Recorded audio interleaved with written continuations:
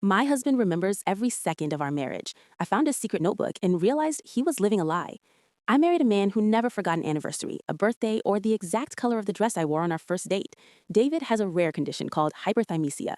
It's a factual neurological state where a person can recall the specific details of every single day of their life since childhood. To the world, he was a genius. To me, he was the perfect partner. While other couples argued over forgotten promises, David could quote our conversations from 3 years ago verbatim. He told me he loved me because I was the only person who didn't make his brain feel crowded. But lately, the perfection felt heavy.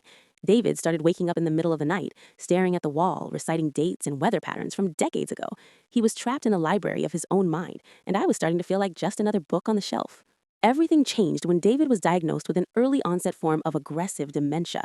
It was a cruel biological irony. The man who could remember the serial number on a dollar bill he held in 1994 was now losing the ability to remember how to tie his shoes.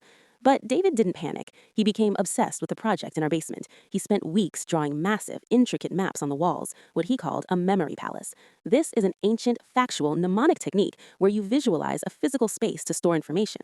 I watched him talk to the walls, placing memories of us in the corners of the room. He told me he was building a fortress so that when the darkness came, he'd have a place to find me. I found his secret notebook hidden under the floorboards of that basement. I expected to see our wedding date or the day our daughter was born.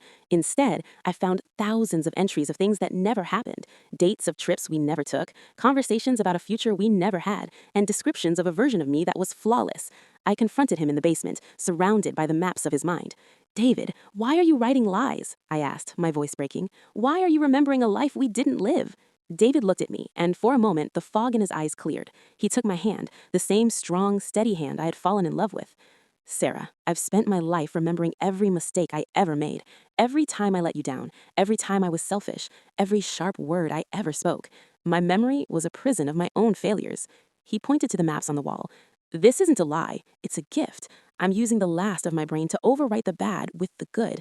I'm building a version of us where I was the man you deserved. I'm choosing what to keep. The realization hit me harder than any truth ever could. He wasn't losing his memory, he was curating it. He was using his superpower to delete the pain so that in his final moments, the only thing he would know was love. 10 minutes later, he looked at me and asked me who I was. But as he wandered through the basement, he stopped at a drawing of a red rose on the wall, the flower I had carried at our wedding. He touched it and whispered, "She's here. I put her right where I could find her."